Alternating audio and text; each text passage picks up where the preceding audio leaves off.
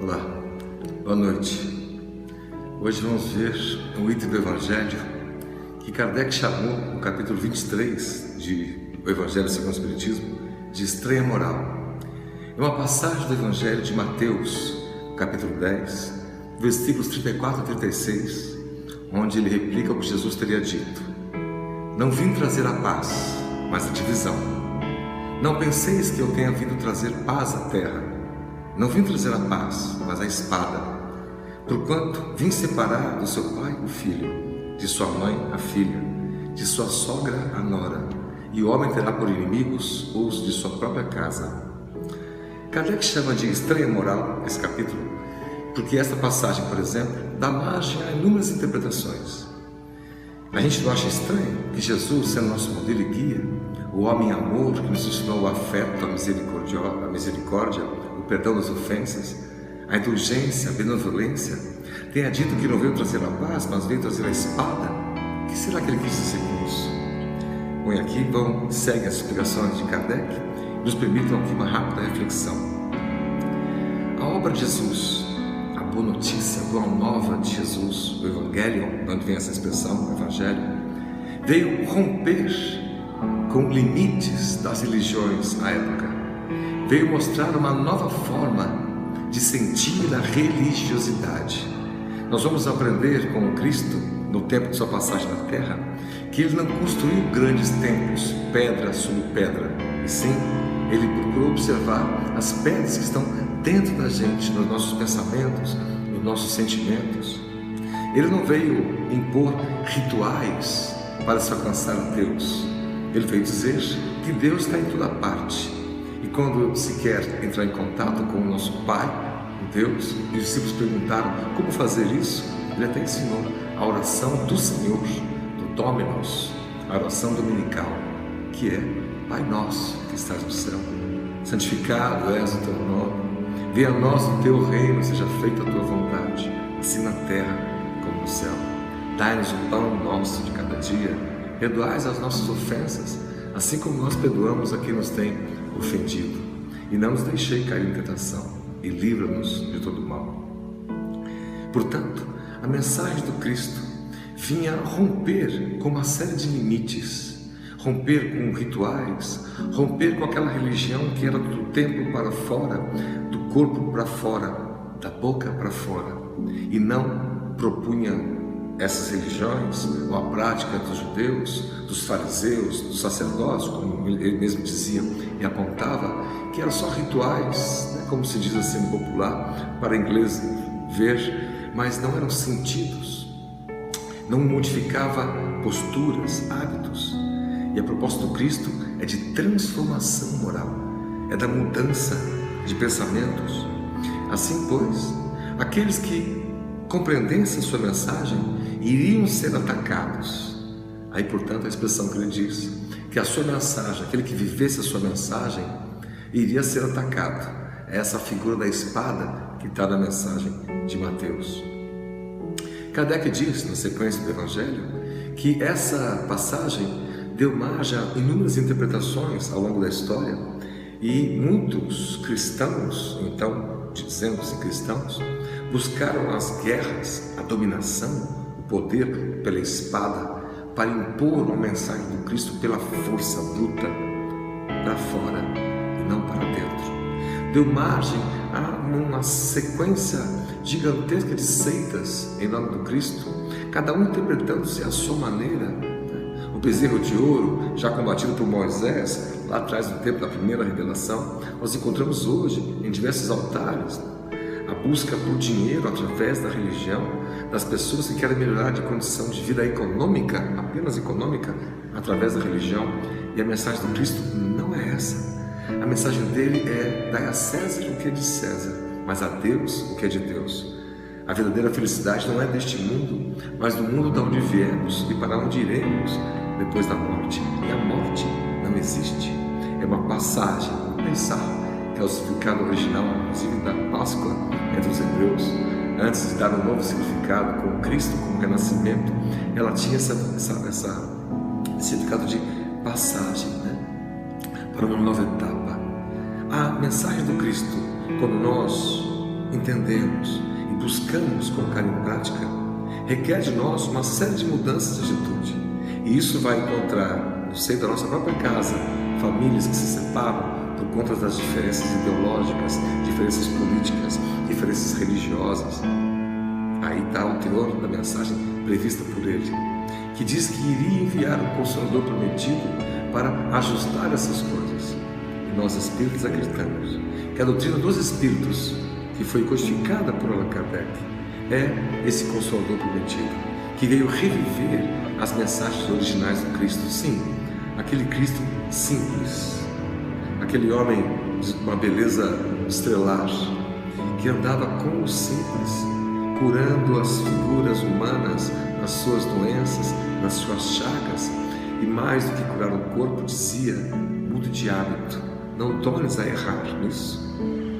A outro disse: atire a pedra aquele que não tiver pecados, para que não julguemos, não observemos a trave no olho alheio, sem antes olhar a trave no nosso próprio olho. Não julgar, não atirar pedras, não condenar. Essa é uma postura difícil de ser colocada em prática, ainda mais hoje em dia, que o mundo parece polarizado. E o Evangelho nos diz, a nós espíritas, que nos acalmemos diante das tentações que temos de nos posicionar com firmeza, no sentido violento, brutal, como se quiséssemos marcar uma posição pela força, pela espada, pelo poder. Nós espíritas acreditamos na reencarnação. Podemos crer que muitos de nós já fizemos isso em nome do Cristo no passado, em vidas anteriores, que queríamos impor nossas ideias pela força e não pela lógica, pela espada e não pelo amor, pela violência e não pela paz. O maior exemplo que nós podemos dar de educação é o nosso próprio exemplo, é a nossa própria conduta, a cada um segundo suas obras. Uma árvore boa não pode dar mau fruto, diz Jesus. Observar o fruto e teremos uma ideia da árvore, da sua fonte, da sua origem. Então isto requer de nós uma série de cuidados, de vigilância. Os Espíritos dizem que nesse mundo em transição, isso já foi dito várias vezes por diversos Espíritos, desde a obra Gênese, no capítulo dos Sinais dos Tempos, as obras de Chico Xavier, por Emmanuel, e outras tantas, por Divaldo Franco, alertando para a transição planetária, que será um período, que é o que nós estamos passando, onde inúmeras coisas difíceis vão acontecer, provações difíceis, e há companheiras, queridos, queridas, desavisados, entrando nessa seara do ódio, postando coisas nas redes sociais, falando coisas, se manifestando com veemência, com violência, e não com a ternura. Todos nós temos o direito de manifestar a nossa opinião, a nossa ideia, mas nós espíritas, baseados no Cristo, no Evangelho, na figura de Jesus, devemos fazer isso com doçura, com ternura. Bem-aventurados os simples, os pacíficos, os mansos. Essa é a mensagem do Cristo. Os amigos podem imaginar que uma mãe querida lá da comunidade, o filho desavisado entrou no crime por causa das drogas, foi preso. Essa mãe busca consolo na casa espírita, recebe um carinho, um atendimento fraterno. Aí ela gosta da pessoa que o atendeu, depois acaba se achando ali no Facebook, entra no Facebook da pessoa e vê um post assim: bandido bom é bandido morto. Essa não é a visão do Cristo, até porque na visão espírita, que é o cristianismo redivivo, a morte não apaga ninguém, transforma alguém que deveria estar sendo reeducado nas penitenciárias educativas, pelo trabalho, pelo esforço da reparação e da autorreparação, da autoiluminação, ao invés de matar-lhe a vida aqui, pois que na visão espírita a vida continua e nós ganharíamos alguém, um espírito desavisado, desequilibrado, com potencial de virar um obsessor de inúmeras outras vidas, continuar fazendo mal e não ser reeducado. Depois deve se reeducar nas missões espíritas, nas reuniões mediúnicas, onde esses obsessores são atendidos pelos médiuns, pelos doutrinadores, a fim de que possam perceber o que estão errando. Então, aos amigos que pensam que os bandidos que estão na penitenciária são todos maus, espíritos que devem ser eliminados, cuidado, com zelo. Chico Xavier sempre foi, semanalmente, visitar os queridos jovens, aqueles desavisados que fizeram erros cruéis, incomuns, que estão presos atrás das grades e merecem a justiça humana. Sim, é claro que merecem, mas merecem eles também o perdão de Deus, conforme eles possam ir se perdoando e renovando as coisas que fizeram. Isso leva tempo e merece um carinho. Ao ser questionado uma vez por algumas pessoas sobre isso, Chico pergunta a Emmanuel, que estava um pouco em conflito, e Emmanuel diz que a diferença daqueles presos e deles que estavam ali soltos fazendo essa caridade era o que aqueles foram pegos. Muitos de nós cometemos as nossas atrocidades do dia a dia e não somos pegos, então, pela justiça nesse sentido reflexivo. A mensagem é forte para que nós possamos refletir que a doçura está na ponta do cristianismo, a ternura está no meio do cristianismo, a paz é o princípio da visão cristã de vida. Aquela mãezinha que sofre pelo filho que está adoentado da cabeça, da alma e foi preso, merece uma mensagem de carinho, de ternura. Aquele filho deve ser reeducado com o passar dos anos naquela ou naquela outra penitenciária industrial, merecendo assim o amparo da própria justiça humana, porque sempre merecerá o amparo da justiça divina quando ele o quiser. Fazer com bom senso, usar a justiça humana para uma coisa e a justiça divina sempre. Essa é a visão do Cristo. Nosso comportamento também, diante das publicações que fazemos, desavisadas, mensagens de rancor contra políticos, de ódio contra políticos, ou políticos da esquerda, ou políticos da direita, o Espiritismo não tem lado. A filosofia espírita tem somente um lado, que é o lado de cima, é o lado que vem de Deus. Há verdades e bons homens na esquerda, boas mulheres. Há verdades e bons homens e mulheres na direita. Há verdades e bons homens e mulheres no centro. Cada um de nós pode e deve ter a sua manifestação política, mas com doçura, com ternura, com paz, para que nós não encampemos lutas que não são nossas, para a gente não entrar numa guerrilha para saber quem tem a razão. Quem tem a razão é o Cristo. É o único quem tem a razão, no sentido de ser nosso modelo e guia, e que deve ser por nós imitado. Se a gente tem dúvida de alguma coisa que vamos pensar, decidir, opinar, possamos imaginar o que Deus faria, nosso Pai, tendo seu Filho maior, Jesus, nosso grande governador espiritual, o que Ele faria em meu lugar? O que poderia estar fazendo de melhor? E assim, que possamos levar amparo para as pessoas. Se vamos postar, publicar, possamos fazer coisas com ternura. Podemos nos manifestar contra alguma coisa, sim, mas muito melhor a favor de outra. Há companheiros fazendo menções a deixar de assistir tal rede de televisão, ou deixar de ver tal coisa, como um comportamento coletivo. E nós temos gente legal, pessoas do bem, em todas as emissoras, em todas as rádios, em todos os partidos. Possamos pensar nisso, nesse sentido, e fazer essa reflexão sobre essas questões. São questões muito importantes que o Cristo traz e que de forma estranha, ao longo da história, foi interpretada de maneira muito brutal, ocasionando quantas guerras. Permitam ler mais algumas partes desse capítulo do Evangelho segundo o Espiritismo. Jesus vinha proclamar uma doutrina que solaparia pela base os abusos de que viviam os fariseus, os escribas e os sacerdotes do seu tempo. Infelizmente, os adeptos da nova doutrina não se entenderam quanto à interpretação das palavras do Mestre, veladas, as mais às vezes, pela alegoria e pelas figuras de linguagem. Daí o nascer, sem demora, numerosas seitas, pretendendo todas possuir exclusivamente a verdade. E é isso que acontece hoje.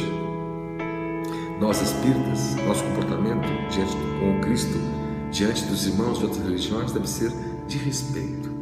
Mas não concordo com tal pastor, com tal padre. Pode não concordar, mas manifeste-se com doçura, com ternura, não com ataque. Aprendemos isso com o querido amigo catador, São Xavier, que é de uma igreja dessas evangélicas dos irmãos protestantes, E nós perguntamos: Xavier, o senhor sabe quem é o pastor fundador da igreja? Ele falou: não sei não. Eu só sei que o meu pastor é o aqui da igrejinha, lá na comunidade onde ele frequenta, e ali se sente bem, faz o bem. Divaldo Franco diz: a melhor religião é aquela que mais te faz bem. Agora, pastor, todos nós temos um. O Senhor é meu pastor e nada me faltará.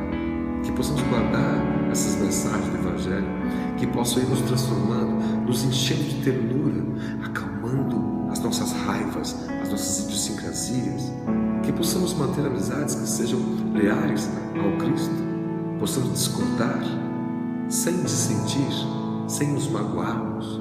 Às vezes não é fácil, às vezes a nossa postura ainda limitada, nossas fraquezas morais, mas estamos aqui na terra para aprender. O momento é esse, diante das maiores dores que se dão as maiores provações. E estamos passando por uma grande pandemia, é uma grande provação mundial, que possamos fazer a nossa parte.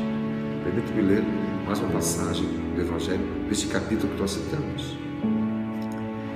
Kardec explicando o que teria dito Jesus com essa passagem: não criais que a minha doutrina se estabeleça pacificamente. Ela trará lutas sangrentas, tendo por pretexto o meu nome, porque os homens não me terão compreendido ou não me terão querido compreender. Os irmãos, separados pelas suas respectivas crenças, desembairão a espada um contra o outro, e a divisão reinará no seio da mesma família, cujos membros não partilham da mesma crença. Kardec dizendo e prevendo o que as pessoas fariam com aquela mensagem do Cristo, que é o que nós vemos hoje muitas vezes nas famílias. E aqui, para encerrarmos, a frase de Kardec citando Jesus: à guerra sucederá a paz, ao ódio dos partidos a fraternidade universal, às trevas do fanatismo a luz da fé esclarecida. Esquecendo que é mais importante dos preceitos divinos, o que Jesus colocou por pedra angular do seu edifício e como condição expressa de salvação é a caridade, a fraternidade e o amor ao próximo. É isso que Jesus espera de nós, e é esse o nosso papel. Podemos estar indignados aqui e acolá com alguma situação religiosa, com alguma situação política, com alguma situação econômica, mas que essa indignação não vire raiva, não vire ódio, não vire uma manifestação febril, fanática, seguindo a violência. Não sigamos quem propõe a violência, quem diz coisas com rudeza, com crueldade. Sigamos o Cristo, Jesus, é o nosso modelo e guia. Nas preces espíritas e cristãs de Divaldo Franco, nos livros de Chico Xavier, são citadas Irmã Dulce, Madre Teresa de Calcutá, Mahatma Gandhi, Albert Schweitzer, Francisco de Assis. Ora, são todas figuras pacíficas, são todas figuras do bem, que modificaram o panorama das suas vidas, das suas comunidades, das suas vilas. As políticas mudaram a economia com um olhar fraterno, com um olhar carinhoso. Eles são os filhos de Jesus a quem devemos nos inspirar antes de tomar as nossas decisões. Fiquemos todos em paz, guardemos a nossa fé raciocinada, de olhos abertos, um olhar para dentro de nós mesmos. A reforma íntima é a proposta do Cristo através da doutrina espírita. Esse olhar carinhoso para com os outros e crítico para com nós mesmos. Esse olhar de ternura para com todos os outros, mas um olhar de reflexão sobre nossas condutas, que possamos modificá-las, pois que essa é a nossa missão nessa nossa vida, nos transformarmos para melhor. Deus conosco, muita paz, e que assim seja.